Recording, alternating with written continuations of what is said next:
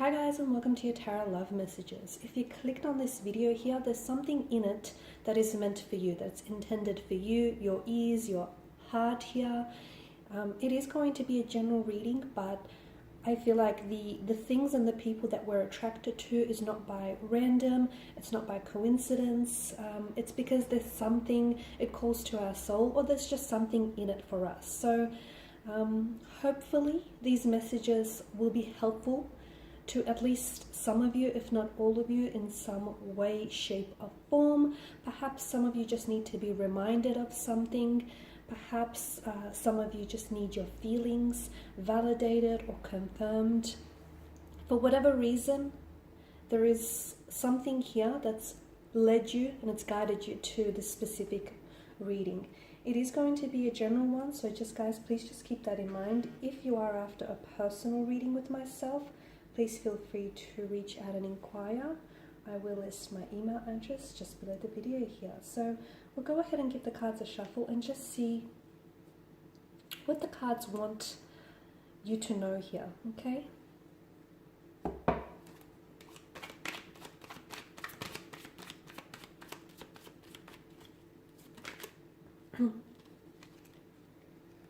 Okay, so there's a strong indication of pain, abandonment, rejection, walking away. Wow, okay, that's too many cards. The Chariot's kind of come out in reverse, hasn't it?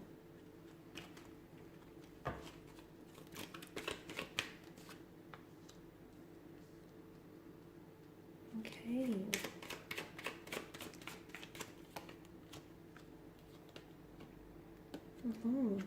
Number 4 he has come twice. Oh, sorry about that background noise. Okay.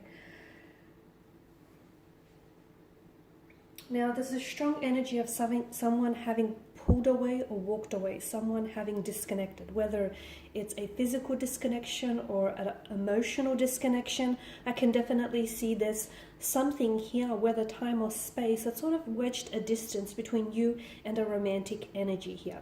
Now, I'm not sure if you're the one who's pulling away or you're the one who's trying your hardest to pull away, or if this is your romantic energy who is slowly pulling away, okay? Whether they've pulled away physically, whether they're at a geographical distance from you, or whether you can feel them pull away from you emotionally, okay? They're not the same person that you fell in love with. They're not the same person that you began the relationship or the connection out with. So you can definitely sense like someone here is distancing themselves away from you. There's definitely a pain or a hurt here that I feel like is very present in someone's energy.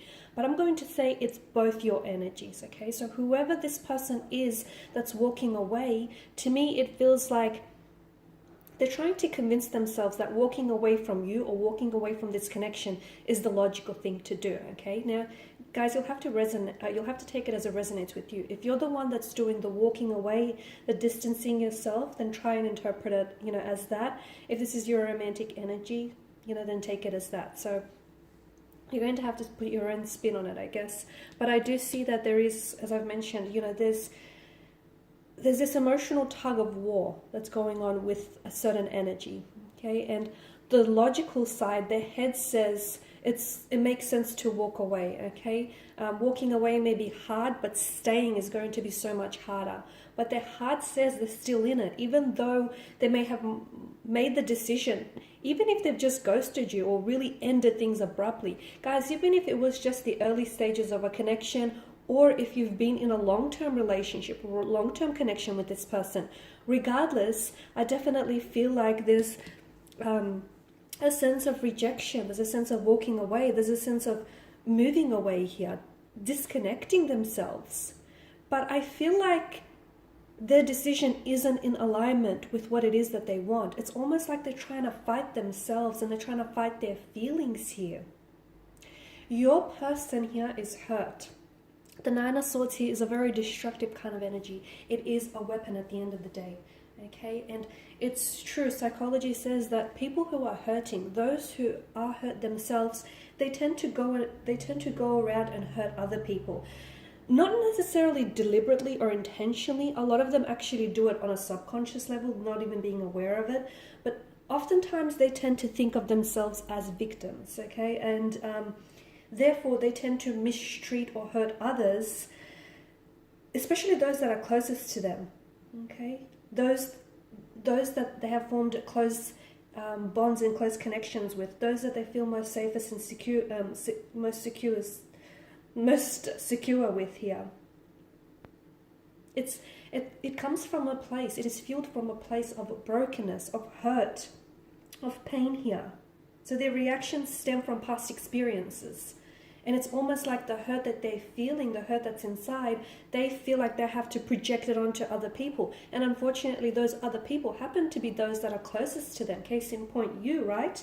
There are certain beliefs that I feel like they accept as the truth. That, for instance, hurt, okay, abandonment, rejection, fear, all of that is a necessary part of life. And it doesn't have to be. But these people have grown up. These people have grown up in an environment that may have been really painful, abusive, or unhealthy, or they have been engaged in relationships that were that way inclined. And therefore, that pain that resides within them and their energy here, that sort of dictates their actions. This is why this person, rejects you or walks away, because deep down inside, they fear that you might do it first. So this is them sort of like getting a head start. So it's like their way of protecting themselves, if that makes sense.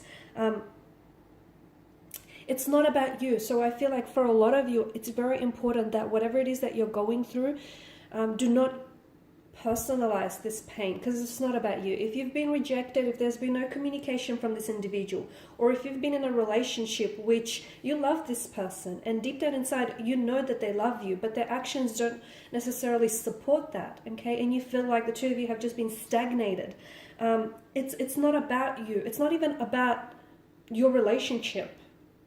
I know. It's about them, and it's about what's inside of them is coming out, and essentially they're projecting what's inside of them outwards, and you're the one, you're in firing range, really. So it's important that you don't personalize this pain, because it's not about you, it's about them here, okay? Some of you I know are hurt because it's like you felt like this person would stay longer and they would fight, they wouldn't walk away so easily, or they would stay longer and fight for the relationship here, fight for the connection here. And some of you feel like you've never, because they've ghosted you or ended things really abruptly, you feel as though you've never had an opportunity to ask, why is it that they walked away? So some of you, I can see that you don't have closure here. And not having closure can make it extremely hard, extremely difficult to move on. The best way to close a chapter on anything for that matter, relationships, whether they're romantic, professional, or otherwise, the best way to close a chapter, the best way to close a situation is by not attaching yourself to what could have been, okay? The Page of Cups, a very novelist kind of energy.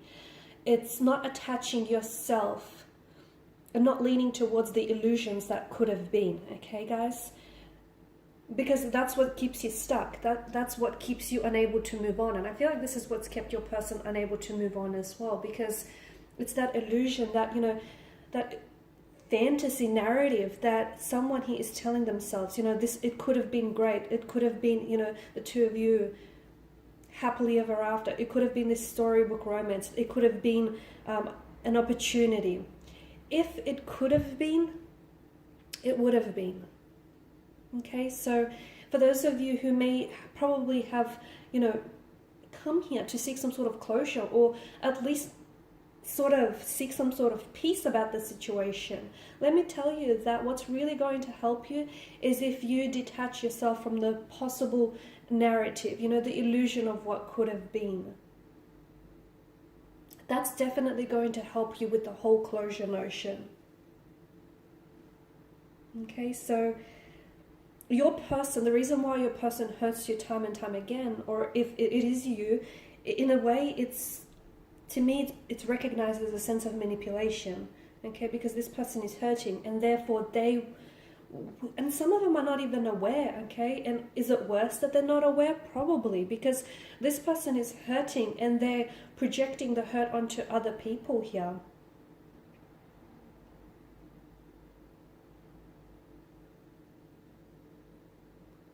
There is also there's something that I get here.